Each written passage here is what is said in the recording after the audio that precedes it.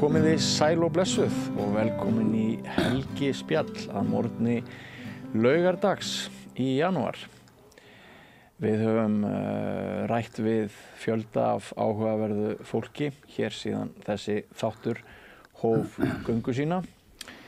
Í dag ætlum við að ræða við mann sem hefur nú aldeilis sögu að segja og sennilega margar sögur. Ég veit ekki hvernig væri best að titlan, en ég veit að hann húmanisti, hann hefur barist mikið fyrir góðgerðarmálum. Hann hefur skrifað allnokkrar bækur, meðal annars þessa, bókina hamingjuna sem að mörg ykkar kannist við, trúi ég. Og hann hefur kannski breytt stjórnmálunum svolítið, að minnsta kosti hér á landi og vonandi haft einhver áhrif til breytinga utan landsteinana einnig. Ég veit ekki hvort flokkur mannsins segir ykkur eitthvað. Jafnaldrar mínir vita allavega hvað ég að tala veit ekki með yngra fólkið. En það komin tími á að upplýsa hver verður gestur þessara viku í helgispjallinu. Hann heitir Pétur Guðjónsson. Velkomin til okkar, Pétur. Það gott að fá þig. Ég man sjálfur fyrst eftir þér úr sjónvarpi. Ég nú alinn upp fyrir norðan en fylgdist alltaf mjög mikið með þjóðmálaumræðu í Ríkisútvarpinu og var spenntur fyrir kosningum og öðru slíku. Og mín fyrsta minning af þér sem sagt þú að ræða einhver mál í sjónvarpi, Ríkissjónvarpinu, og það eru fleiri gestir nema það að þú talar svolítið öðruvísi heldur en hinir. Og þú ert svona ekki með þessa klisjur og frasa heldur mér fannst svona að það væri að koma aðeins meira frá þinn eigin sál, það sem þú varst að segja. Þetta er mín fyrsta minning af þér. Það er ekki svo slæmt. Nei, það er ekki slæmt. En áður en við ræðum svona það sem þú ert að gera núna og samfélagið í víðri mynd, þá langar mig og ég alveg viss að margir hlustendur og áhorfendur eru sömu skoðunar, að mér langar svona til þess að fá þig til þess að upplýsa aðeins fyrir okkur bara svona þína uppvaxtarsögu, persónusögu, hvað var til þess að þú ert svo maður sem þú ert í dag. Ef við byrjum bara á því, hvenær og hvar ertu fæddur?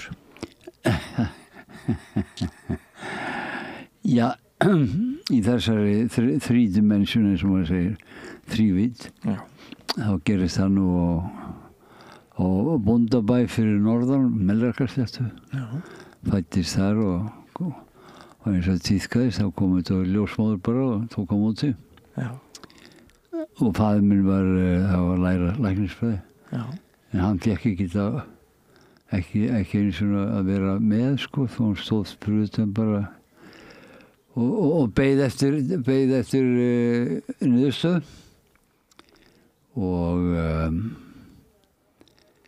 Og það var bara yndislegt og sá sem að hjálpaði móður minn að eignast að fyrir utan ljósmóðurna var, held ég hann hafi verið sennilega stærsti maður á Íslandi og allavega feitasti. Og hann var á kraup á hnjánum til þess að soga mjólk úr móður minni, af því að Gutti þoldi það ekki, bara fannst það helvíti ógeðslegt. Ég man eftir þeirri tilfinningu,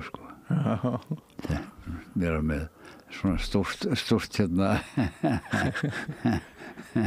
brjóstur fram sem gamla. Svoleiðis að þetta var svona dálítið sögulegt. Já, það var að segja, þetta var bara eins og gengur og gerist á þessum tímum. Það byrjar með látum? Já, það byrjar ágætlega. Það byrjar nú meira áður, held ég 15 dögum áður, þá lést ég langamma mín. Hildur hinn Vitra var hún. Hún las mikið. Var nú ekki mikið fyrir húsverkið, og með fólk að vinna í því. Og þetta síðasta sem hún sagði áður hún fór í ferðina góðu, strákurinn kominn og hún hafði ekki hugmyndir að strákur sem var að leiðinni eða hvað sem var og svo sagt já, andi hennar fór í þig sko tíðan þetta svona hvað var að segja til þess að krydda svolítið einfaldan hlut sem bara spurður Hvaða ár ertu fæddur? 46 Og hvernig var lífið fyrir norðan? Yndislegt. Ég var var svona, hvað maður að segja, ofdekrað einkabarn hjá ömmu minni. Þannig að móðurinn, foreldrar minn byggu fyrir sunnan, pabbi var í námi læknisfræði og hún í vinnu og þetta auðvitað rétt eftir stríð svo var ekki hægt að fá leiguhúsnæði. Nei. Svo þess að, já, vill ekki láta strákinn vera hjá þér í 6 mánuði sem þá þátti bara alveg sjálfsagt mál. En svo þegar að láta foreldrar að fá strákinn aftur, þá sagði svo gamli afi minn að segja, neina, þú getur ekki gert það við móðurinn að taka drenginn, hún svo háð, þú ert ung og þú ert eftir að eiga mörg börn. Og þannig fór það, fyrstu 6 árin, yndisleg. Alveg, já, með ömmu sem var auðvitað á Melrakkasléttu var hún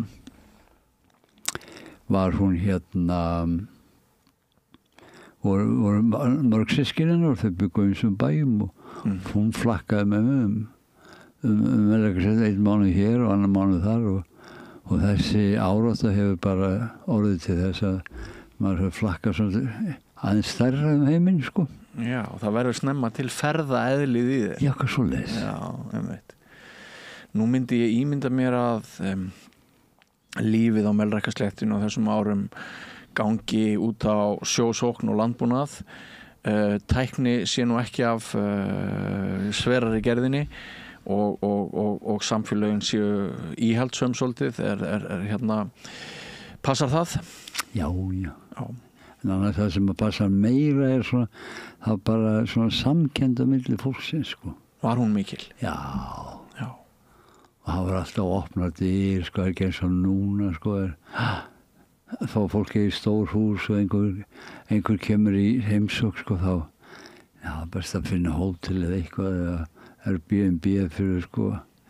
Þarna voru allir velkomnir alltaf. Já. Og ég sé þetta svolítið þar sem ég mest núna í Mósambík, sko. Já. Að þegar koma ættingjar, Mósambík alltaf stórt, svona 8 sinnum stærri en Ísland. Já. Og þegar fólk kemur frá norðurhlutunum, ættingjar, alltaf opnar dyr og alveg sama hvað það er ekki pláss í þessu rúmi, getur ekki ítt að þessu svona saman, jú, ekkert mál. Já. Það þannig sem maður sá þetta. Já. Þetta svo góður punktur hjá þér, þessi athugasemd. Ég minnist þess líka því að ég ólst upp í Mývatnssveitinni. Að ég man að sko lengi fram eftir minni mannsæfi þá bara eru einhverjir ættingjar á staðnum sem ég þarf að heimsækja. Og ef það eru ættingjar þá bara hringt fyrirfram og alltaf sjálfsagt að maður fær að gista hjá ættingu sínum. Ef maður þarf að skreppa til Akureyrar þá gistur maður hjá ættingum. Ef maður þarf að skreppa til Reykjavíkur þá gistur maður hjá einhverjum ættingum. Og sama náttúrulega hjá þessu fólki ef það kemur austur í Mývatnssveit þá opnum við náttúrulega okkar heimili fyrir okkar vinum og ættingum. En þetta alveg nánast horfið úr okkar samtíma. Og hefur svo mikið að gera. Já, allir hafa svo mikið að gera. Og mikið að flýta sér. Og þá var ég að horfa á að ég var í markaðing fyrradag. Allir að flýta sér. Flýta sér í hvað? Bara í gröfina? Og ef maður íkir aðeins, við erum alltaf kannski að þykjast eiga einhver samskipti á samfélagsmiðlunum, Facebook og svona. En við nennum ekki að mæta í jarðarferðir og nennum ekki að mæta í boðin, raunverulega hitta fólk. Þannig að þetta hefur komið svona gerfi félagslíf í staðin fyrir það sem var alveg. Var af því að það liggur alveg í hlutarins eðli að þú hefur varið þínu lífi með sterka réttlætiskennd að leiðarljósi. Getum að spurt, var eitthvert atvik sem að þú manst eftir að hafi svona mótað þinn huga í þeim efnum eða hvað geturðu sagt okkur um það? Sko það eiginlega meira svona blanda af nokkrum hlutum. Já.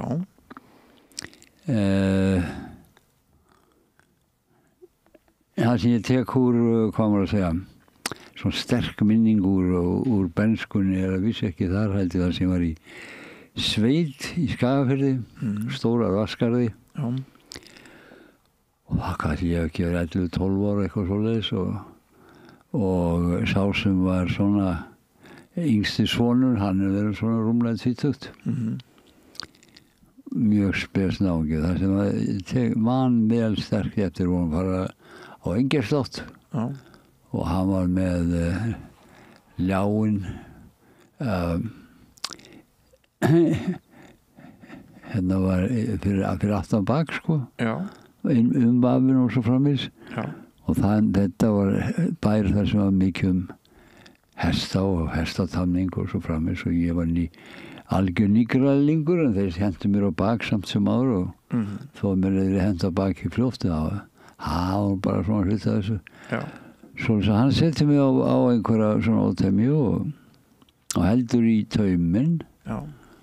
Og hérna og sá sem hann var á bara hafa líka temjað sinn ein hest. Já.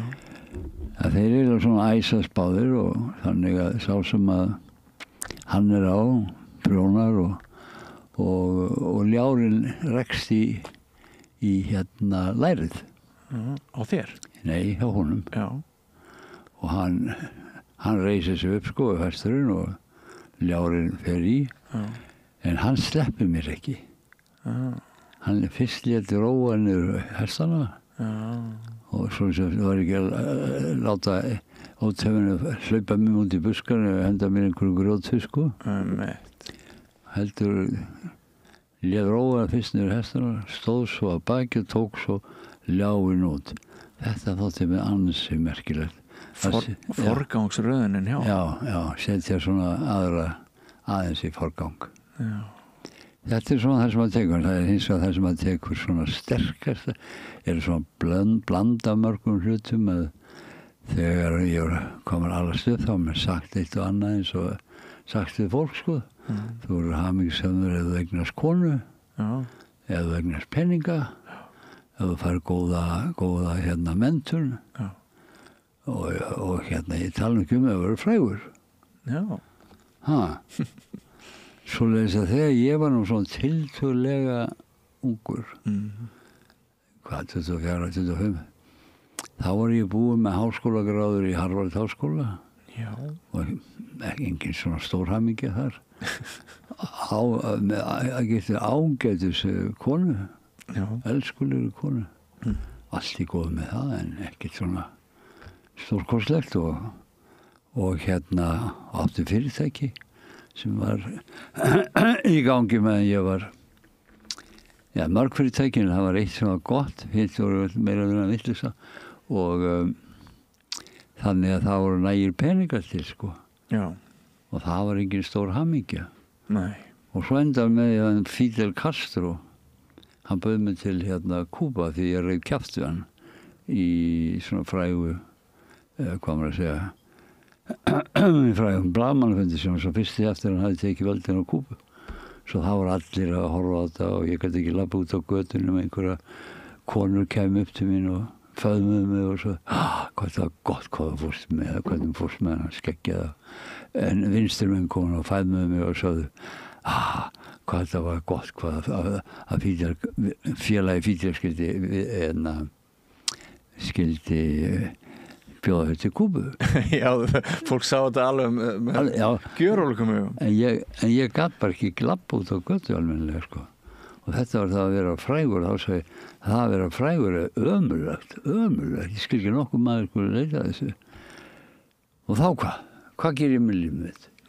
Og þá kynnist ég þessari humanistarhefingu sem var bara lítil hópur af fólki sem sagði það var sennilega það sem var þetta að gera að breyta hvað maður að segja, heiminum og sjálfum sér. Og já, hvað bara gera það?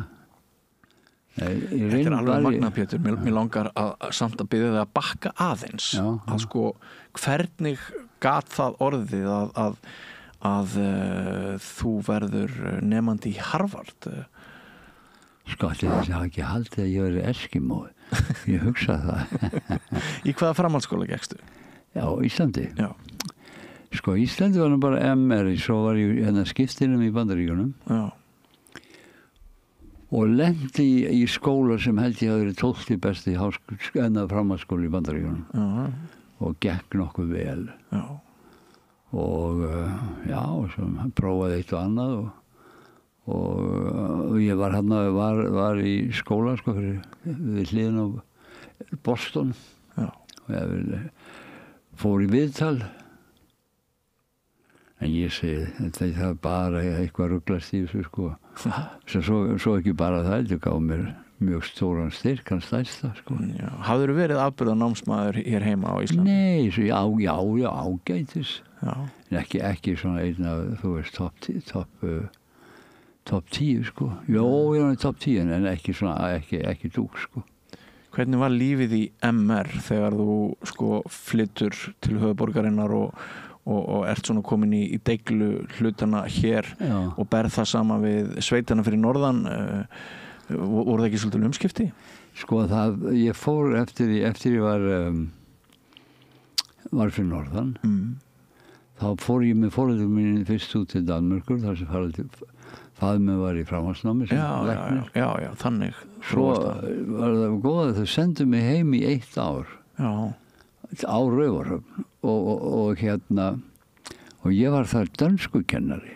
Þetta er dásanlega, sá sem var kennari, skólastjórinn, hann bara verkstjóri á planinu og svo tók að þetta allar hendur og dekk. Já, svo kunni hann ekkert í dönsk og strák pjakkurinn hann að vist verið 1 ár í Danmörk og ég best að láta hann bara gera þetta.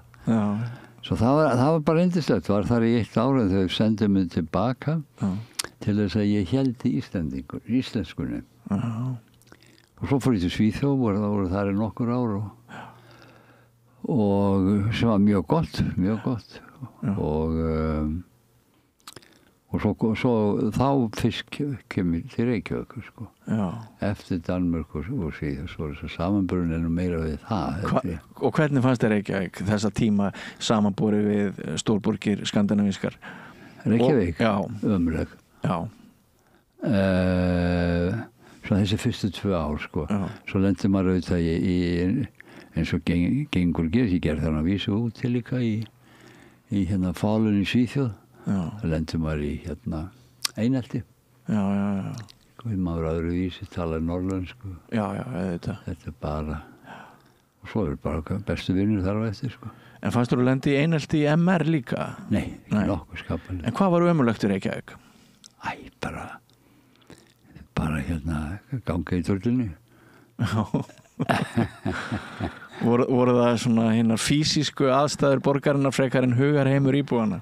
Já, mér finnst það sko og svo var maður ekki með sterka vini sko, ég var búin að vera erlendi sko. Já. Og kem þetta inn í 11 ára bekk eitthvað. Já. En svo hins vegar þið fór í gagnfræðaskóla, Gagg og Vest. Já. Það var allt annað lífmaður. Já, ok. Já, það var frábært. Já. Þá var maður búin að vera á síldinni og allt það ævintýri. Já, þannig að það eru svona ljós og skuggar í þessu. Já, þetta er allt bara ljós. Það er bara þessi fyrstu ára eftir að koma utan. Já. Í barnaskóla, Austurbæjar barnaskóla, hann er svona drungarlegur sko. Já. En sko, þú talar Boston. Já. Og þú talar Harvard. Já. Getur þú samt aðeins betur reynt að skýra það fyrir mér hvernig þú komst inn í Harvard? Þú hefur væntanlega verið bara einn af fyrstu Íslendingunum sem að gengur í Harvard. Já, Benedikt Gröndal var á undan og Þorsteinn Gísla. Við höfum verið mjög fá sem höfum farið sem undergraduate sko. Já. Margir hafa farið í framhalds eða þessi master eða það er mikið það sko. en það víst erfitt að komast inn sko sem undergraduate og hvað þá stóran styrk sko. Já, einmitt. Það stóra, ég þurfti engin lán og ekki neitt. Einmitt.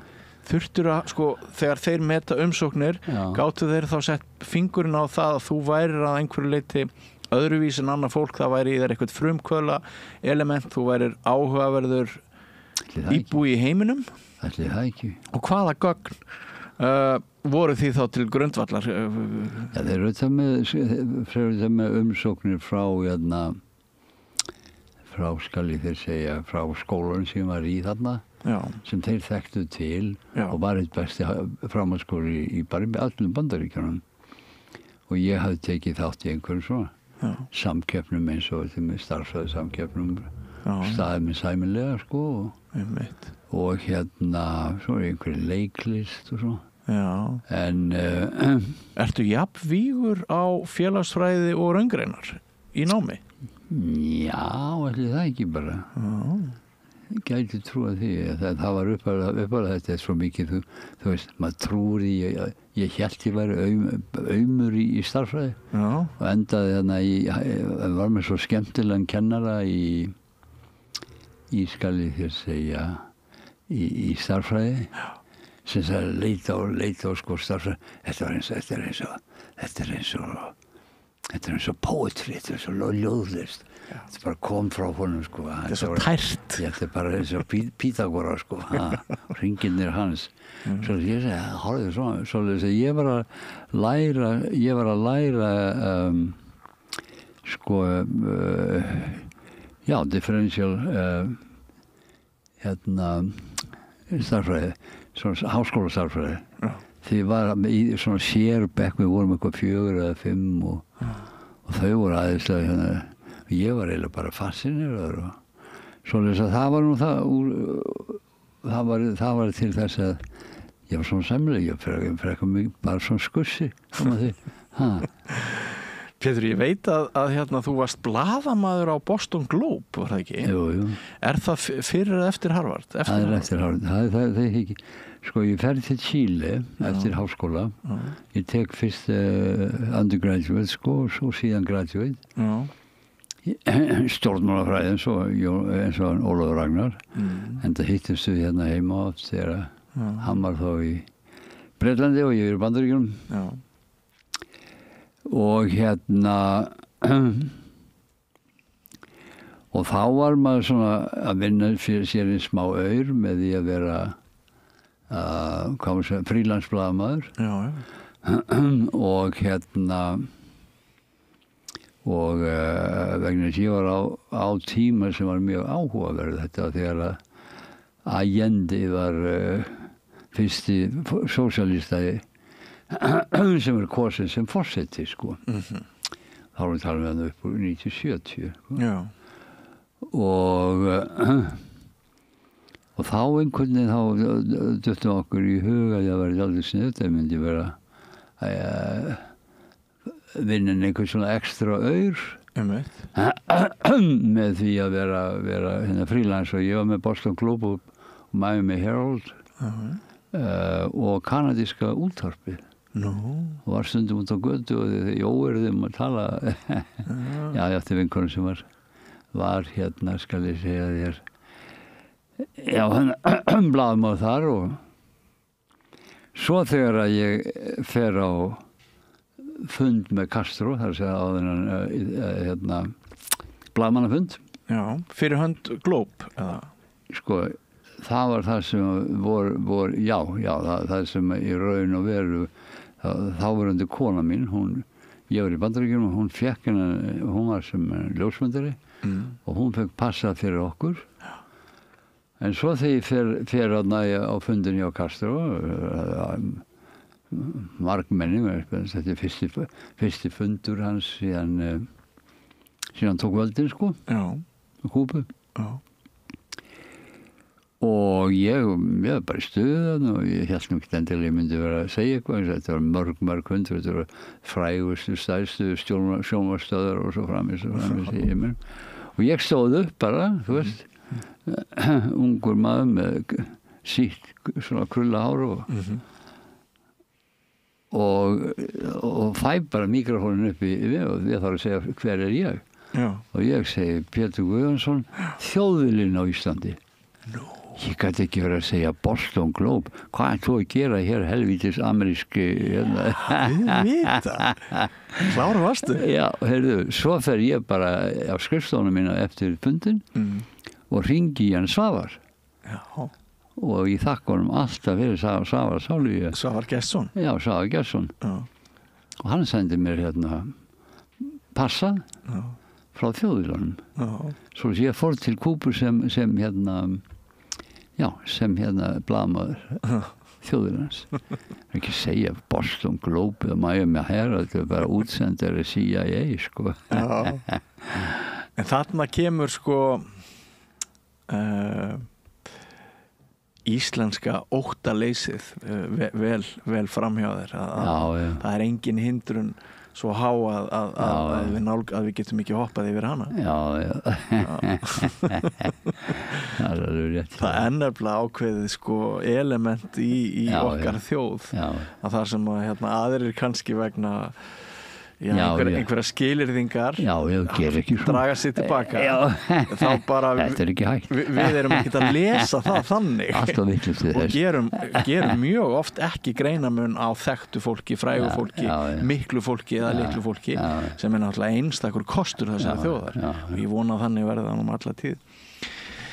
En sko, já, þetta er mjög áhugavert og manstu svona einhverja punkta á milli ykkar Franko og einhvern kjarn sko Castro segi var manstu eitthvað úr þessari rimmu ykkar, þessu spjalli? Já, auðvitað man ég það. Hún eiginlega byrjar á því að ég er að segja hann bara hann sé plati. Hann sé bara plat byggingarmaður. Já. Og hann var að fara daginn eftir. Já. Þá var hann að fara til Ekvador. Já. Og ég raun að vera bara hann þurfti að vera með stopp þar. Já. En ætlaði líka að tala við innræðisherrann. Já. Og það var það sem ég var að hanga kallinn á. Já. Ég sagði, hvað er þetta að vera þú sem er fulltrúi fyrir almúgan og ert að vera að hafa einhver samskipti við þennan drullupung. Hvernig stendur á þetta finnst mér ekki vera samanlega. Þetta er það sem þið kallið non-antagonistic contradictions. Já. Það er að segja mótsagnir sem standast ekki á. Já. Jú, svo fór hann eitthvað að segja, við þurfum bara að stoppa hann og svo fór hann að spurja mig og Ísland og hvernig þetta væri og hvernig þjóðfélagi væri í Ísland og einhvern veginn þá kom upp að við værum með her og hann spurði hvað, er það vegna þess að Íslingar vilja hafa her? Nei, þeir segja sem ekki vilja það en þeir gera það nú samt. Já, en það er þeim í hag. Það er svona að segja á þér í Guantanamo, eða ekki? Þá var það brjálaður. Það er að segja þessi vestræni intellektúala labba hér Suður Ameríku og segja okkur hvað við eigum að gera eða ekki gera og hann sagði, hann var bara alveg sjokkeraður og svona. Hann var virkilega sjokkeraður, sko. Svo kom einhver annar blaðurmaður og eftir og kona og sagði, Félagi Castro, þetta, ég veit það ekki. Heyrðu, Íslendingur, er sko full eftir að ég tala því, ég elska mig. Hvað var þetta sem þú sagðir hvað þarf maður að gera til þess að vera raunverulega byltingamaður? Það er svo langt mál Fidel, að við þurfum eiginlega að ræða það almennilega saman og þetta var alltaf þessum nótum sko og þar hefði ekki inn á milli var hann að leiðrétta spænskunni hjá mig sem var ekki allt og góð og þurftir að tjá þig á spænskunni? Já, sjálfsög Þið eru ekki físa saman? Ég kunni eitthvað smattur í og hann að leiðrétta mig og svo sagði ég sko, veistu það að ég myndi bjóða til Íslands en það er svo helvíti kalt þar svo ég held að þú ætti bara að bjóða mér og hann sagði já, það er bra heyrðu, talaði bara við sendiherrann áttum fyrir farinu, hvernig er það? Já, nei, við ekki að redda því á milli okkar, þú og ég. Þetta var alltaf þessu nótum, sko.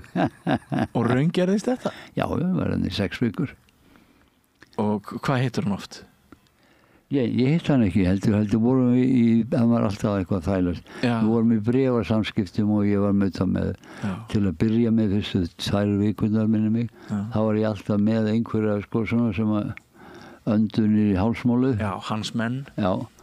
Og ég fór inn á einhverja, sko segja, fara inn á versmöti að ég vildi tala við einhvern. Já. Þá var alltaf maður valinn, sko. Og ég skrifa hann og ég sagði, heyrðu, veistu það, ef ég skrifa eitthvað almennilegt Kúbu, þá þarf ég að frjálsar hendur. Og ég fékk það. Ég get farið hver sem og ég get farið inn í Vestmið með einhverjum sem gaurum og ég sagði, heyrðu, ég vil tala við þennan. Og þá fór ég heim með þeim og sá hvernig þau bjuggu og skrifaði einhverju grein og þeir voru nokkuð sáttir. Þeir voru nokkuð sáttir Bölvar lögregluríki alveg óskup fegin þegar ég fór Já, en ég var þakkláttur honum fyrir tvennt. Í fyrsta lagi að gera mig grein fyrir þú breytir ekki þjóðfélagið eins og gjarna nefnum breytir manninum. Í öðru lagi að þá hafði ég engan áhuga á eftir það á að vera frægur. Svo sem það var bara búið spil, sko. Og þannig að ég er mjög þakkláttur og það var samskipti við kallinn, sko. Og einhvern tíma Össur ennum svo lýin, sko, en það er nú sama að hann segir einhverju blaðviðtali að hann hafi farið lent í sitja við hliðin á Kastró, sko. Össur Skarphéðinsson? Já. Og eitthvað svona umhverfisráðstöfn eitthvað. Sitja við hliðin á honum og Fídel spyr hann, heyrðu, hvernig hefur Pétur það? Sagði Össur. Já. Ég held að, sko, hann haldi hann að það veri, ég veit ekki hvort það hefur verið eða ekki. Sko, mér finnst ekkit ólíklegt að þessi saga þessi sönn vegna þess að það hefur örugglega ekki verið algengt á þessum tímum að þú hefur svona staðið upp í hárinu á honum þarna á þessum blaðamannafundi. Gerir enginn. Með þeim hætti sem þú gerir. Það gerir enginn. Það þarf brjálaðan mann til. Já, eða Íslending. Eða Íslending. Stundum fara saman. Já, þeir ágætlega saman. Þetta alveg magnað.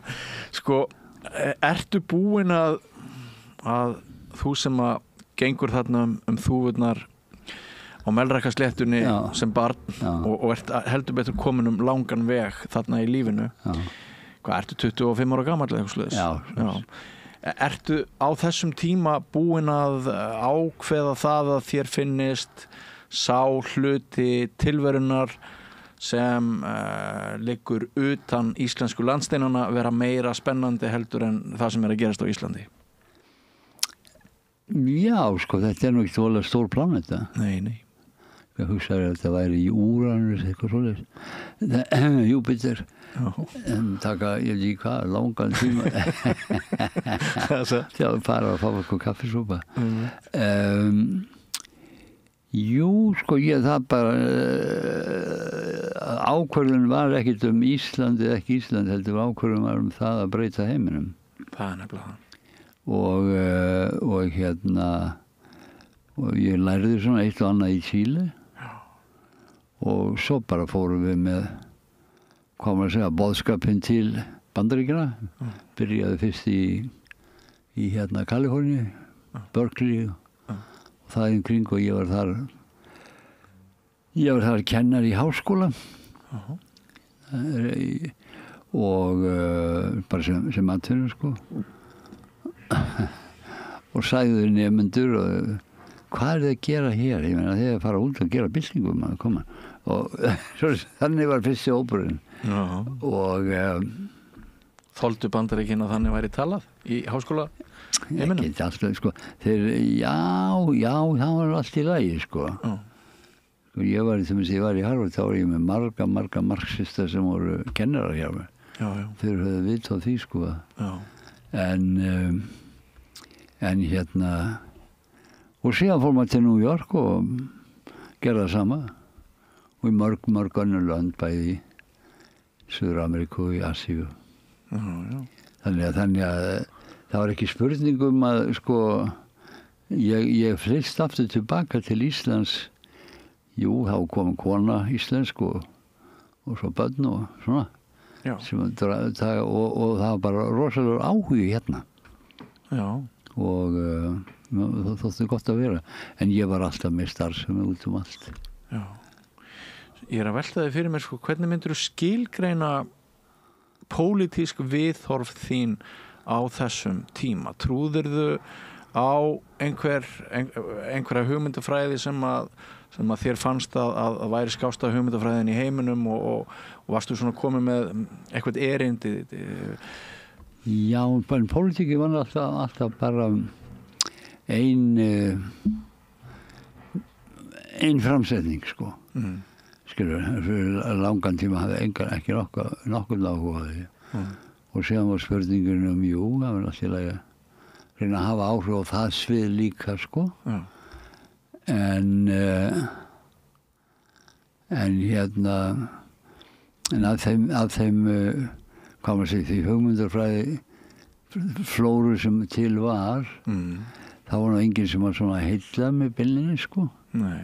Og en hins vegar þá var bara sögulegur húmanismi finnst mér hafa verið til staðar. Þetta er húmanismi, þetta er kristin húmanismi, þetta er marxistur húmanismi og svo framvist en það er svona að setja mannin í forgang. Já. Verður ekki að henda sprengjum í hausinn á hver öðrum, það er svona. Já. Myndi ég segja. Friðarbóðskapurinn er alltaf þitt forte. Já, friðar sjálfsögðu, það er grundvöllur en bara það að líta á mannin sem forgang sko, ekki peningar sem forgang sem er í dag. Sem er alveg í dag. Já, það er bara Við erum komin eins langt og hægt er að komast í því. Já, þetta er svona já, ertu mammonisti? Mammonisti er ekki mammonisti. Býtu er ekki peningar mikilvægir? Jú, maður getur ekkert gert án þeirra. Já, og þegar maður hefur þá gerist allt. Já, það er að segja fólk sem hefur peningar, það er hamingsamt. Nei, það vissi ekki. Svo ég sagði Mammonisti, já. Já, mammonistar, já. Ég ekki að vera feimnu, þetta er bara að reisa almennilegt svona mammon, musteri, sko. Vísur bankarnir svona tilraun, svona ræfilsleg tilraun í þá áttin. En, já, það er almennilegir, sko. Finnst þér Íslendingar í dag verið jafnvel meiri mammonistar heldur en í nágrannalöndunum? Já, nú þori ég ekki að segja, sko, hvort það sé meiri eða minni, en ég get borið það sama hvernig þeir voru og hvernig þeir eru. Já. Miklu meiri mammonistar í dag, sko. Já. Miklu meiri. Það er skemmtileg saga að þú kannski þekkir Pepe Mujica. Pepe Mujica var þekktur fyrir að vera fátæki forsetinn í Úrúgvæ. Hundgamall kall og varð forseti, var lengi eins og Mandela sko, var lengi í fangelsi. Afskaplega speskall. Og hann var ekki tjörn á okkur ráðstöfnu með þjóðhöfingum í Suður-Ameríku loftslagið. Loftslagið og umhverfið og allt það. Og hann sagði, jú, þetta, ég finnst þetta skynsamlegt á okkur að virkilega reyna að vernda regnskóginn og allt það. Alveg sjálf, vernda votlandið og en ég skal segja okkur smá sögur sann. Sko, ég kem frá litlu landi på Úrúgvæ og okkur hefur gengið mjög vel. Þeir selja mestmegnis sko kjött, útlutning. Gengið mjög vel, svo þess að mér datt í huga við gætum alveg bara lækka vinnuskyldu. Fara úr 40 tímanu yfir svona 34. Og menn sagði, já, það er flott. En vitið hvað gerðist? Já, hugmyndi var svo, menn eruðu með fjölskyldu sínum og áhugamálum og svo framvegis. Hvað gerðist? Menn bara fengu sér aðra hellisvinnu. til þess að geta haft eitthvað og svo kaupa eitthvað balvadrass sem það ekkert að gera. Ég held að þurfum að vernda mannskepnuna. Já. Núna kostuleg umræða Tenerife hér á Íslandi. Nú. Sem hefur verið svona bara hliða raunveruleiki ótrúlega margra Íslendinga. Hann bara að fara til Dene og slaka þar á og hvíla sig frá einmitt því að vera í 2, 3 eða 4 atvinnum eins og háttan og til og marga hér kannski. Sumir þurfa náttúrulega því að halda því hér ójöfnuði mjög mikill og hræðilegt að vera einstætt foreldri og hérna á leigumarkaði að þú þarft örugglega 4-falda vinnu til þess að komast af. En mjög mörg okkar eru einmitt í einhverri svona efnishyggju, einhverri lífsgæða leit, vinnum okkur inn meiri peninga við þurfum af því að við erum að eyða þeim í hluti sem ekki þurfum og hérna, en Tenerife hefur semst orðið svona vin í eyðimörkinni og það er Íslendinga nýlenda í dag, sumir setja sér bara eins og að ganga göngugötuna og Akureyri að fara til Tenerife núna og ein íslensk leikona, hún vogaði sér að finna eitthvað að þessum heimi og þá er hálf þjóðin í fílu, þetta er mjög bara dettur út í hug, þetta er svo skemmtilegt sko.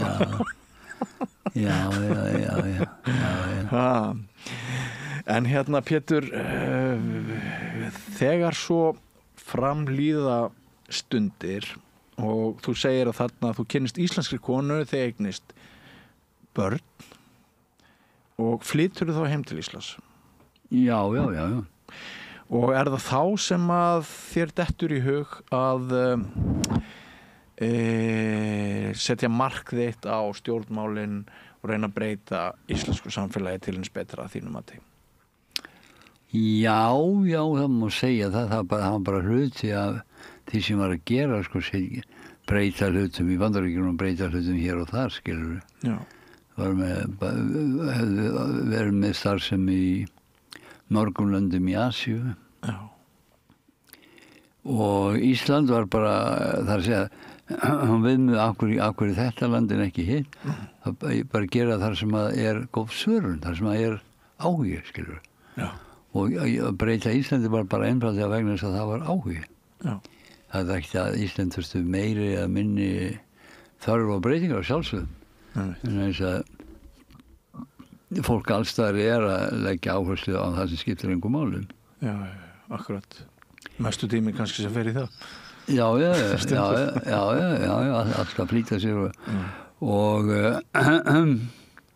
svo sem mér fannst vera mjög góð svörun, fólk að áhuga. Já. Og það er það sem, að því verður nú svolítið lengur ég heldur ætlaði, að gera eitthvað núna á Íslandi. Ég held að með starfsemi alls þar, en ég hef ekkert svona synd því að setja upp eitthvað í alvöru hér. Nei. Kannski það mögulega, kannski ekki. Það ber eftir hvort áhugi fyrir þið ekki. Já. Það á 9. áratug síðustu aldar sem að stofnun flokks mannsins ástæð. Já. Og var þetta fjölmenn grasrótarhreyfing þegar best lét? Já, ég myndi segja það, sko. Það sem var á undan flokknum var eitthvað sem heitir samhygð. Já. Og það var ekki pólitískt, það var eitthvað félagslegt og allt það. Já. Og afskaplega virkt og með fundast það út allt land, sko. Já. Bara út allt. Ég held að Stórvíkursvæðinu, við höfum ekki verið með svona 7-8 fundastæði, sko. Það bara. Þetta var rosalega mikil aksjón og skemmtilegt og hafði þetta með þessa hugmyndafræði að gera, breyta sér og breyta umhverfinu samtímis. Já. Og þið fáið svolítið meðbyr, sko, í fjölmiðlum, það ekki rétt hjá mér? Jú, alltaf. Tölverða athygli og... Já. En þið komist kannski aldrei til svona mikill að metorða hvað var það stjórnum samfélagsins?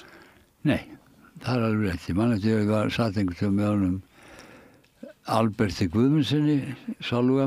Já. Vorum að bíða eftir að fara í eitthvað viðtal. Já. Held að vera 91, eitthvað.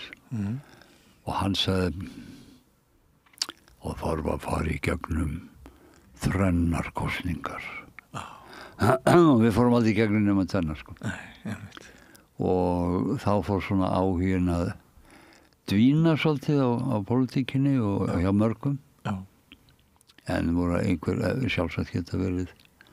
Sjálfur var ég þá komin á fullnir í hérna alls konar svona hjálparstarfsemi í Karabíska hafinu, þar að segja í Dóminíska lýðveldinu og Haítí. Þannig að við fórum ekki gegnum þessar þrennar. Nei. En ég held að það hafi verið nokkur rétt hjá kalli.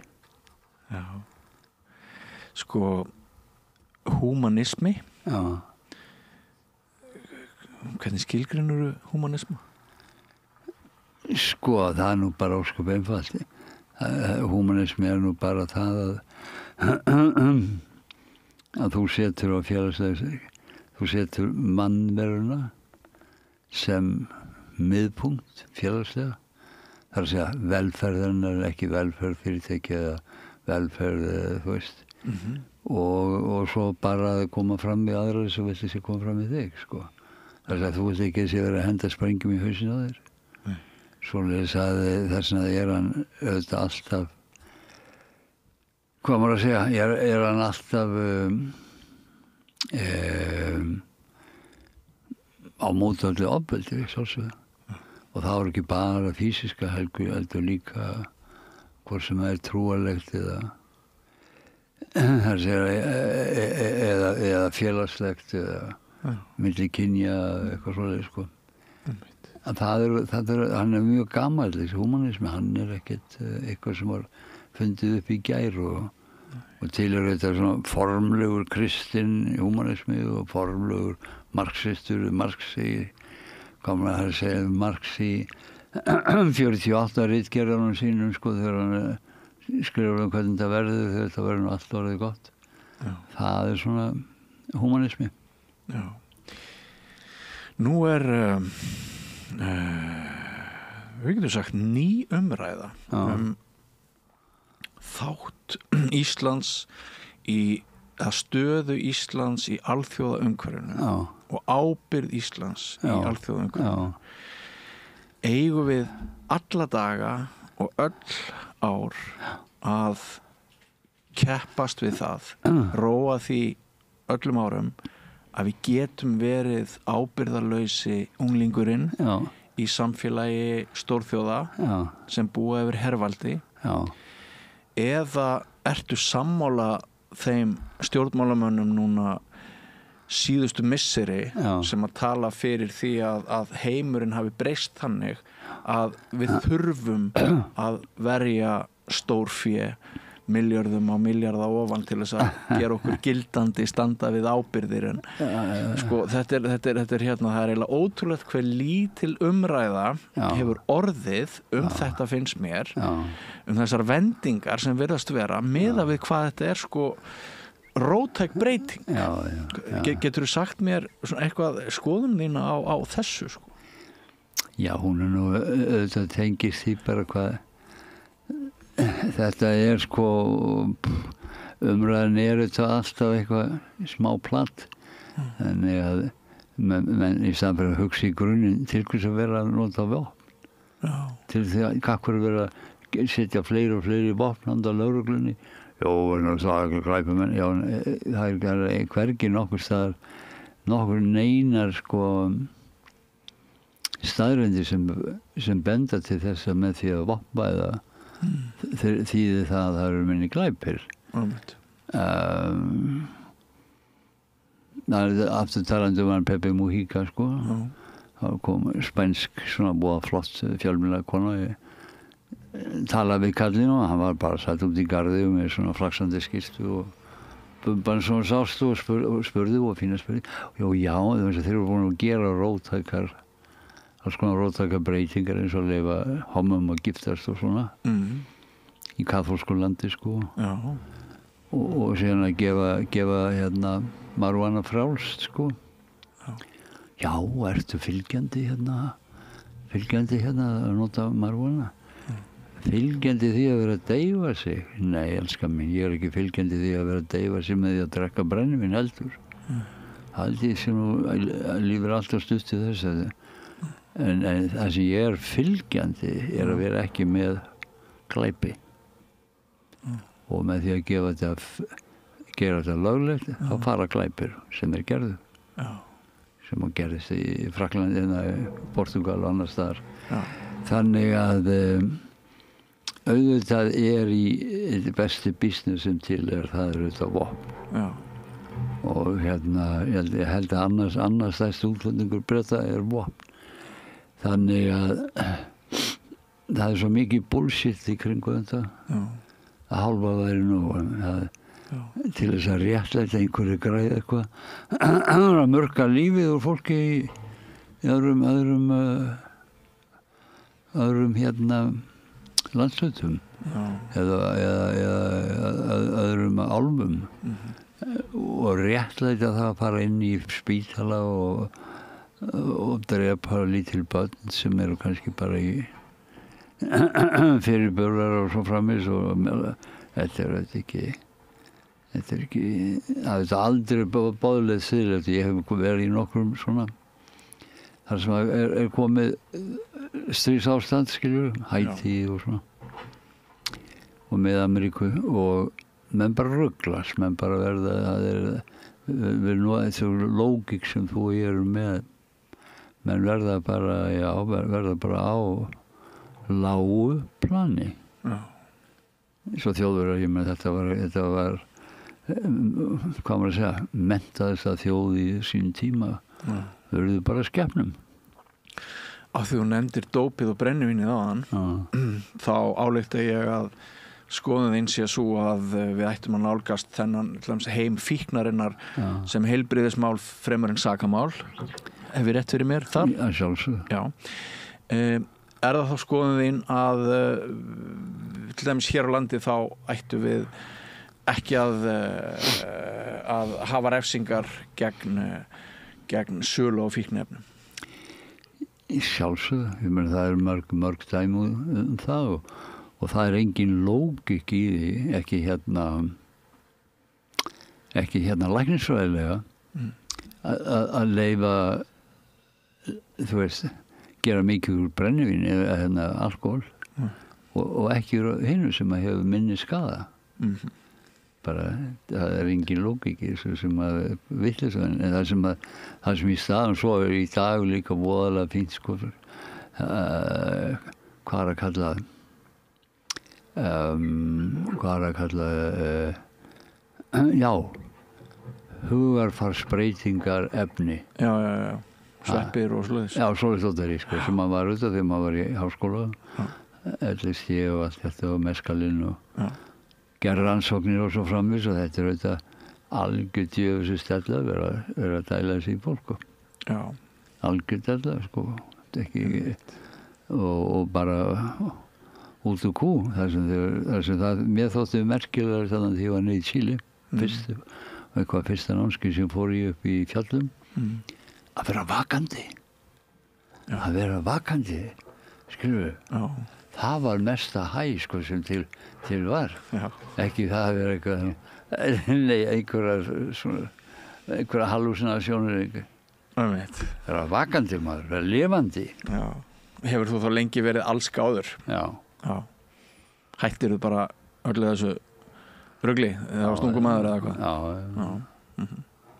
Það er bara þetta kidstuff, þetta var engin svona ábúðsleg hvað maður að segja, afneitun eða eitthvað svoleið sko. Eina sem ég þótti leiðilegt var það fekk aldrei reynslu af því að vera alki sko. Var það ekki? Nei, fekk aldrei ekki, ég held að það ekki til mannkvæði orði, jú, hafa til en já, fari meðferð og eitt og annað og svona sko. Þú mistað því? Mistað því maður. Það var hundleiðilegt, ég farið í gegnum hann að pakka, þú mistir ekki að neinu. Já, ok.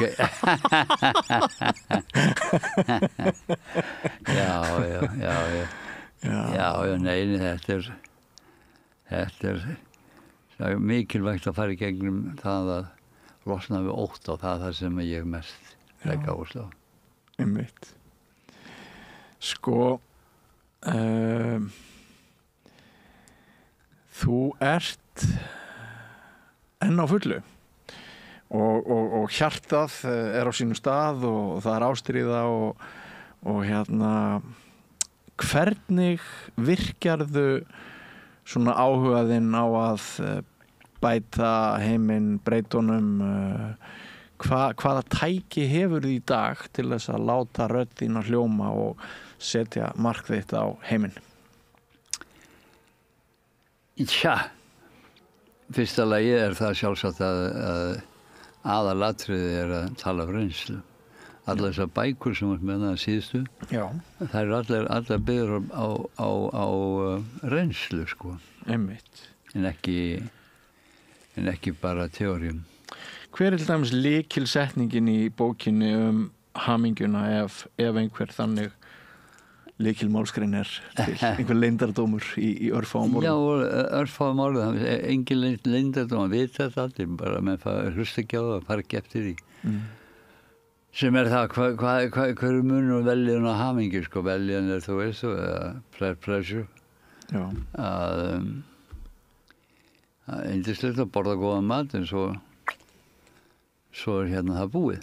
Já. Það er gaman að kaupa sér nýjan bíl sjálfsagt, en svo er það búið. Já. Nýtt hús og það er búið. Já. Hamingjan er alltaf einhver tilfinning sem að vex og hvernig fær maður hana. Já. Ekki þegar maður fær eitthvað, heldur þegar maður gefur af sér. Já. Og gefur af sér án þess að ætla til nokkurs í staðinn. Það er allur galdurinn. Það vita allir. Sætla að gefa en þiggja. Já. Gamla spekinn. Ekki flóknara. Það er bara að gera það. En svo hefur þú gefið út bók sko, sem að þú kallaðir það sem máli skiptir. Já. Er það þá bara svipaður boðskapur og í bókinum hamingjuna? Nei, það er bara bókinum hamingjuna fyrsta bókin hún er upphaflega á japansku. Nú.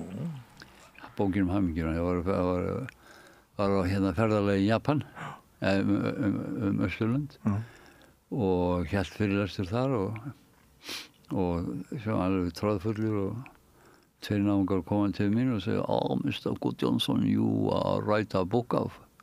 Og ég segi, ég er enginn helst rithöfundur, ég er ekki skrifað neina bók, ekki allir til þess. Og þau sagði, no problem. You are writer, we translate. Já, magna. Og voru einhverjir peningar í spilinu? Miklir peningar? Miklir. Þetta voru milljón eintök. Já. Og hérna á þessu skrifni, sko, Japanar, sko, það mannkynni og svo Japanir. Sko, þeir hérna gera hlutin alltaf svolítið öðruvísi. Já, hvað er það? Þeir segja, já, þetta fer í, hérna, þeir voru með einhvern bókaflokk sem hét bestsellers. Já. Og í bestsellers voru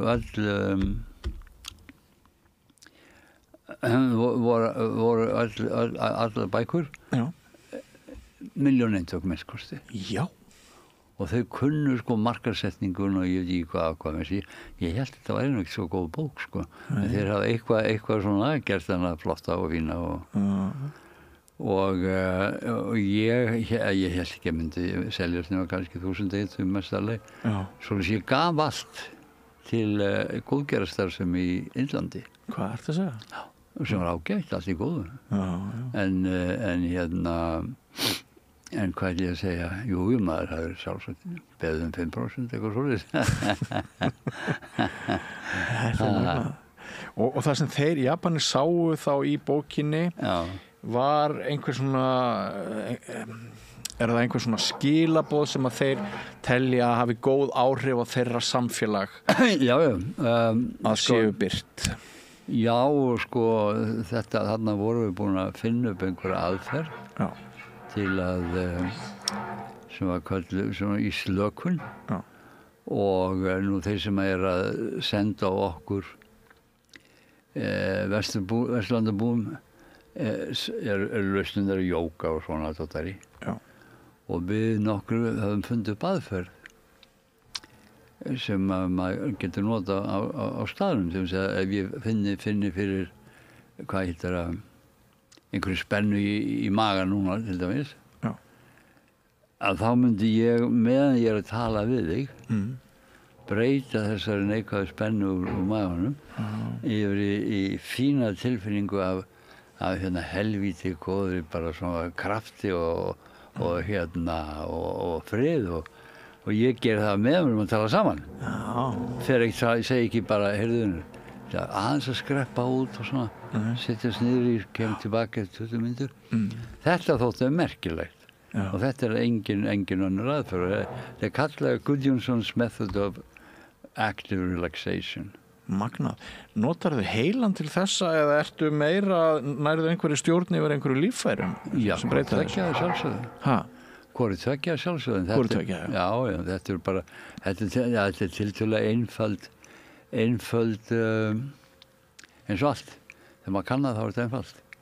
En það og hef kent hérna á Íslandi fullt af námskeiðum og fólk líka farið í prívatíma og svo framvegis. Svoleiðis að það var það sem Japan fannst merkilegt, að þetta væri eitthvað öðruvísi sem að væri hægt að nota á staðnum. Það er nefnilega það. Svo vekur líka athygli mína sko eins og hérna bók sem heitir Áfram. Já. Og það er skytta með boga. Já. Hvað er þetta að fara þar? Sko, þá þurfa að fara í byrjun. Já. Þá þurfa að fara í byrjun, hvernig urðu þessar bækur til? Já, einmitt. Þessar sko, það er bækur sem eru til áður, eins og bókin Hamingjuna og nokkrar aðrar. Já. Það er svona mismunandi ástæður, sko. Er það? Já. Einn dálítið skemmtileg sem að heitir Leitaða Guði. Já. Á íslensku, en á ensku, ég skrifa alltaf ensku, heitir Finding God, sem er ekki alveg rétt að þýðingin leitað. Finding er að leita og hafa fundið. Já. Svo sem maður veit ekki, en allavega þá er þetta svona New York bísara, eða þannig þetta er miðaldi að fertugur. Þetta er eina skáldsagan sem ég skrifaði. Já. Og hérna hvað maður að segja, hann er lögfræðingur og markaðsfræðingur, ég veit ekki hvað og átti sína kellingu, sína konu fyrir ekki. Allt í góðu. Og hérna Kellingar og kallar, þetta eru falleg orð. Já, það finnst mér líka. Já. Leiðilega þetta út. Nei, það má ekki tala. Og hérna okkur er alveg saman. Anskotan saman. Og einhver börn og svona skilja með hann og vegnaði vel skáldsagan byrjar á svona öskri sem að morguninn þá öskrar hann Guður dauður og vinkonan sem sé við hliðina á hann segir hvað? Allt í lagi, ekki bara borðan eitthvað svona. Þá hafði hann hafði að vísu lesið Nietzsche kvöldið áður alls brakk Zarathustra sko. Já, einmitt. Hérna að Guð hafi verið dáið Guð dauður við drepið hann. Já, þá er hann búinn að vera með hérna martröðnóttina þar sem það var einn út í Eyðimörk og óorgar dýr voru að koma og ætla að fara að éta hann og svona og þá kallaði hann á, sem aldrei verið trúaður, kallaði hann á Guðs bernsku sinni og þá heyrist einhver rödd svona dimm segja Guð, veistu það ekki að hann er löngu farinn, löngu dauður og svo hlátur svona sem gerði hann hræddan og hann svitnaði og vaknaði upp með þessu öskru. Ég hef nú líka orðið skítrættur í hans sporum. Já. og fór svo eitthvað í húar svona Guð og þetta og loksins þá hvað maður að segja ákvaðan að það kom tíma á það að bara reyna að finna hvað er þetta með Guð, hvernig er þetta ferðast heiminn Asíu, Indland og allt þetta og kynnist öllum trúarbröðum og öðrum svona mystík sem hvað menn sagt þetta og hvað þarf til þess að hafa reynslu á Guði.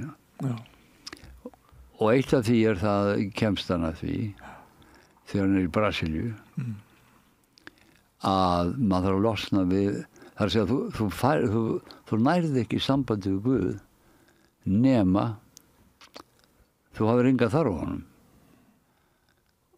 Og það svona að biðja það sem fólk að biðja dagstaglega og meiri heilsu, annan maka eða betur eitthvað svona peninga og það sem fólk að biðja það eitthvað sem hann uppgötar eitthvað sem heitir innri Guð eða innri leiðbeinandi sem að reddar því sko. Já. Guð ekkert í því að það engin svona hvað maður segja hverfislögga eða þú veist eitthvað svo það fáránleg og hann segir svo það get ég alveg reddað sjálfur. Hann hefur draum einhvern tímann eða hann á Tælandi og kynnist þessum innri manni sínum eða innri Guð eða innri leiðbeinanda. Og svo gera hann sig grein fyrir því að til hvers annars Guð notar sem að dýravörður á himnaríki og hjálpa manni inn og svona og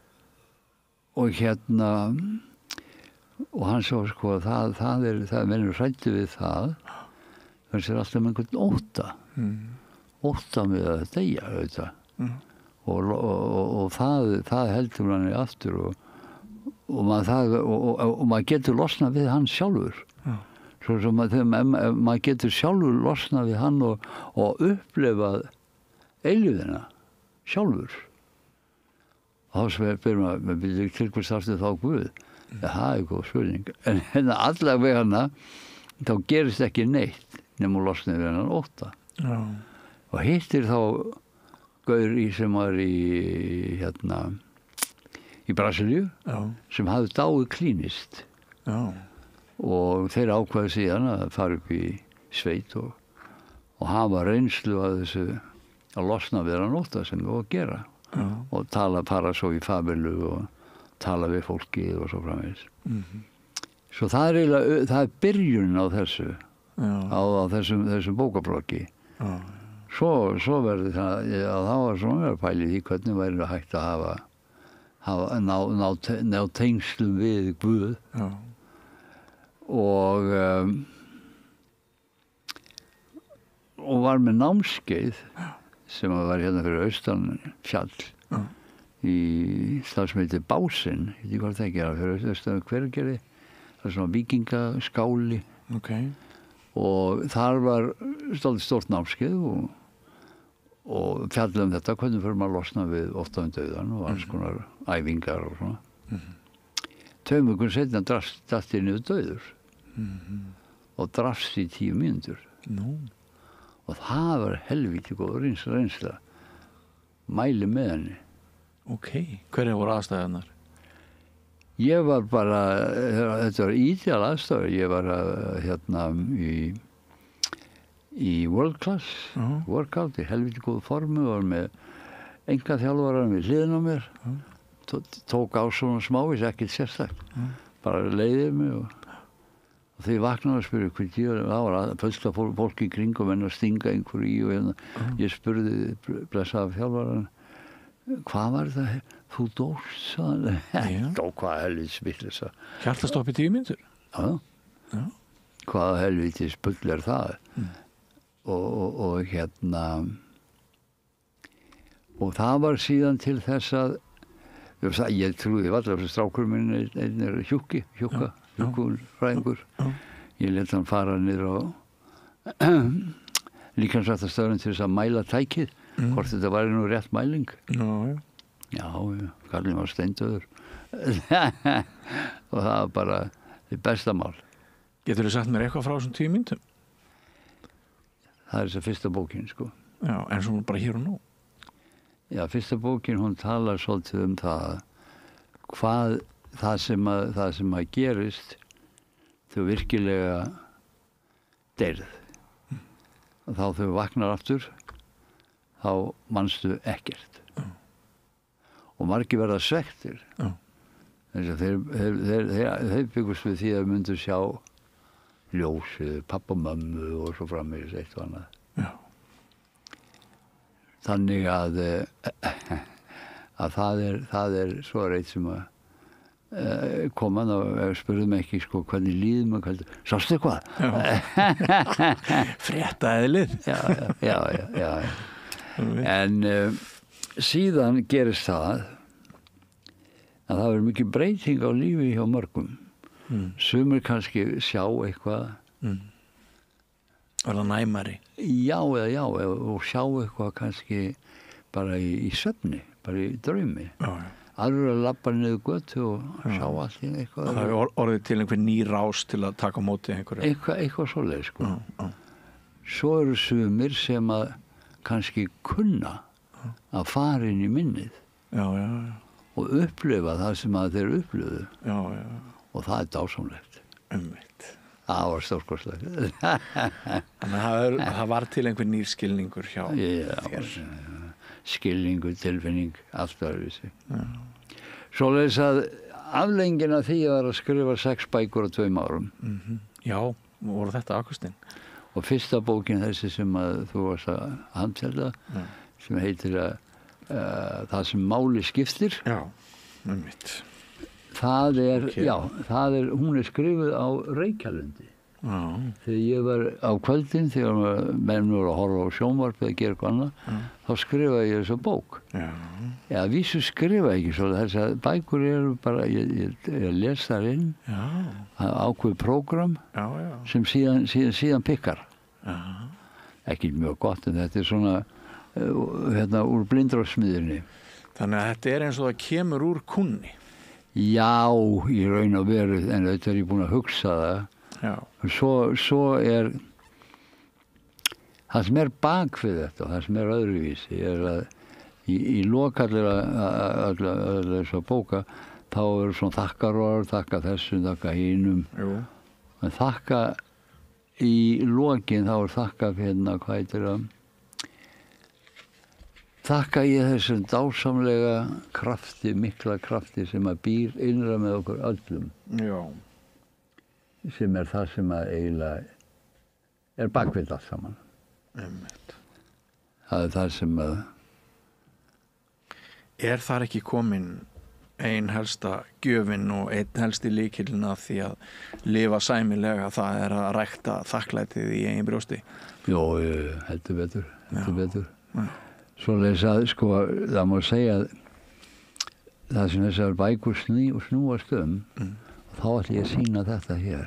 Já, lyftu hérna þessi vél, já. Er þessi vél? Já. Og sko,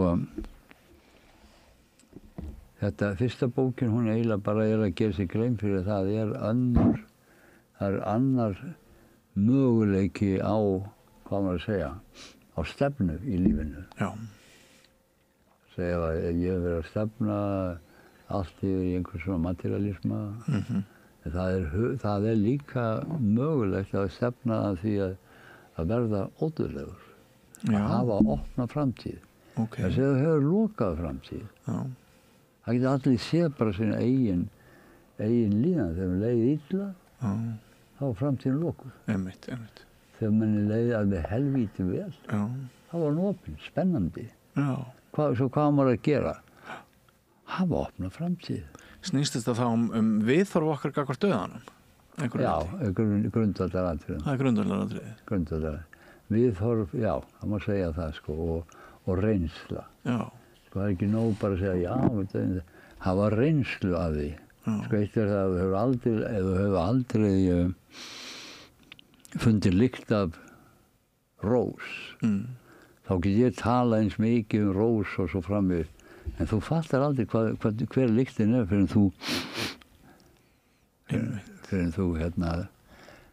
lyktin að því. Akkurat. Sko,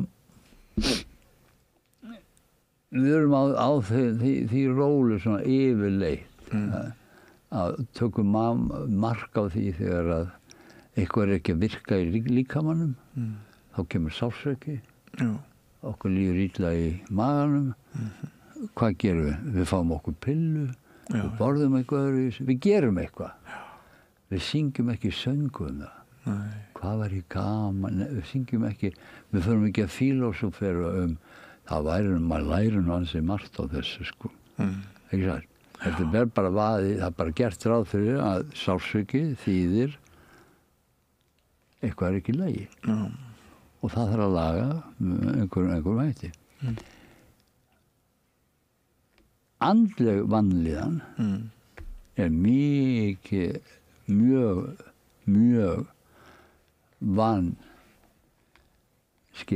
Já. Þannig að fólk finnur fyrir eitthvað, já, þegar hann er mjög illa út af því að hann gerði þetta eða hinn gerði þetta eða það var ekki eitthvað gert.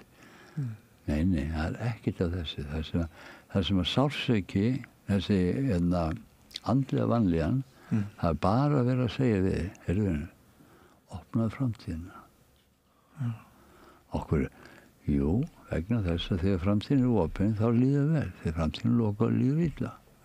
Svo sem vitundur að segja við, ég get ekki, sko, þegar framtíðin er lokuð, þá vitundur að það er svona eins og að keyra í bíl og það er á malarvegi, í tulluvegi sem að spettist upp og það er rigning og þú sérð varla hvert þú að fara samt sem þú þarft að fara. Já. Svo þjáningin er eitthvað sem að það er engin bót með fólk sem, já, maður lærir nú svolítið á þessu, já, þegar næstu við farið magaverk, sikkur ég bara halda á magaverkum í smá tíma, svo þessu lærir svolítið á þessu. Já. Og það absúrt væri maður að vera að syngja magaverkurum minn sem að er svo spil. En það gerir það enginn. Nei. En hins vegar, já, ástin fór og ástin kemur og svona. Já. Alls konar. En allavega, svo kom aftur á þessu. Já. Þá gengur þetta ferli, þessar bækur, ganga út á það að fyrst að gera sig grein fyrir að það sé svona annur leið. Já. Og það er fyrsta bókin sem er þarna þessi máli skiptir. Já. Svo þegar maður fer á stað, þá sér maður, heyrðu, þetta að hafa reynslu af því ódöðlega, hafa opna framtíð. Já. Það er ekkert smá verkefni. Nei, það er mikið Svo sem við maður heldur betur á þetta að vera með, þú veist, ef þú ætlar að hætta að drekka, þá er að taka að rættir hann fram og tilbaka, en þú á einhvern tímapunkt þarfst að taka ákvörðun. Og þess bók númer 2, sem er þetta með bógmanninum. Já, áfram. Já, að það er að taka, það þarf að hafa sterka ætlun, djúpa ætlun, og það er til eitthvað inn í manni. Maður getur nálgast það, sko. Já. Og svo þriðja bókin sem er þessi í alvöru, þá þegar maður er á leiðinni inn í ljósið, svo að segja, en í aðra vídd, þá er maður alltaf að skransa og fer og hlaupandi eftir alls konar vitleysu og þessi bók fjallar svolítið þessi, og það er ekki til nafnorð á íslensku yfir það sem ég held að það sé svona, sko á ensku þá er þetta með faith og belief. I believe this, en á íslensku er það bara eitt, það er bara ég trúi þessu, en svo sterk trú mín, það er sannfæring mín er. Þannig að þetta er svona grunnurinn. Já. Og svo heldur ballið áfram með ein bók sem heitir Að snerta hið ósnertanlega. Já, einmitt. Hvernig fer maður nú á því? Það. Þá kannski þarf maður fyrst að fara í gegnum þetta ABC, sko. Já, einmitt.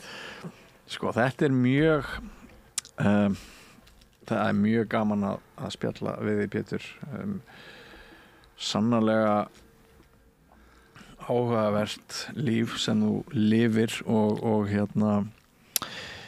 maður staldrar við margt sem þú segir. Mér hefur fundið svolítið í seinni tíð að nútíma líf Íslendingsins gangi einmitt svolítið út á að hlusta ekki, heldur bara deyfa.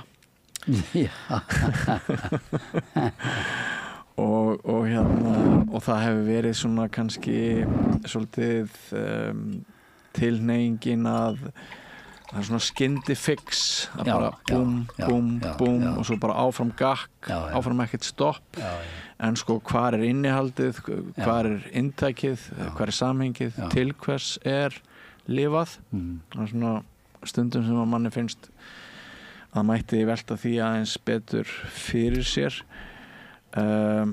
Jóga er svona eitthvað töfraorð núna sem að tröllir yfir öllu sko og kona mín er töluvert í jóga og er alltaf að segja mér að fara í jóga og ég nenni ekki því að ég ger aldrei það sem að samfélagi segir mér að gera. Það er alltaf ykkur aðra á